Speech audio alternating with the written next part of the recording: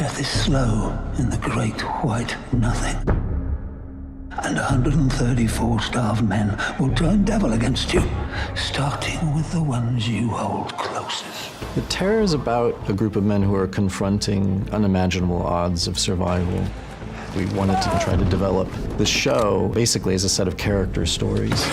You're about to surpass us all, son. You're going somewhere no man has ever been. When people read newspaper articles about these discovery expeditions, they're reading stories about lands they can't even dream and imagine about. These men were the astronauts of their day. And it was a very exciting and, for the time, glamorous occupation. And the prize of all of the things that they were hoping to discover was the Northwest Passage. That is not just ice ahead.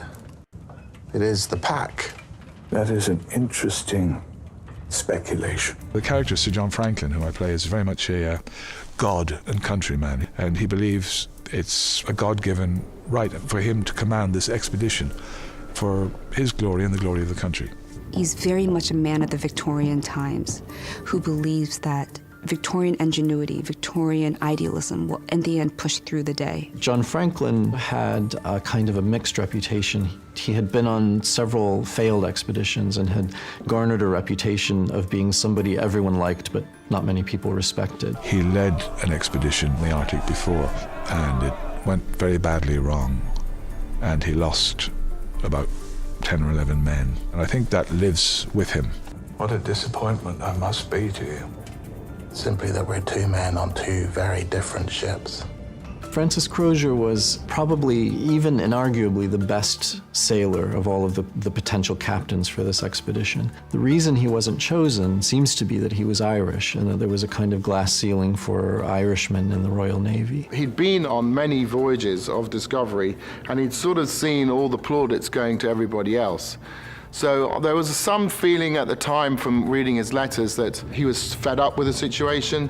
And for someone like him to be put upon this expedition, it's sort of his last chance to prove to the world that he has the right stuff, so to speak. Crozier was technically the second in command. Practically speaking, he wasn't, and he'd been superseded really by Fitch James. I just loaded a rocket and aimed when I was pierced.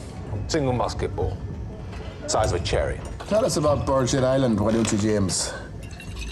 That's a capital story.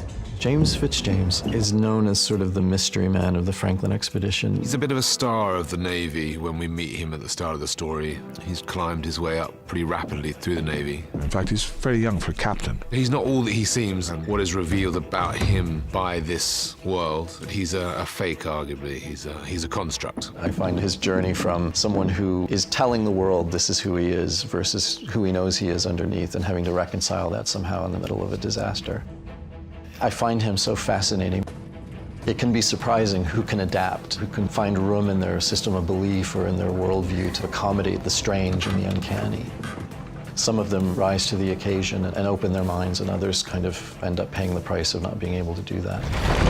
That's what we signed up for. An adventure for Queen and country. An adventure of a lifetime.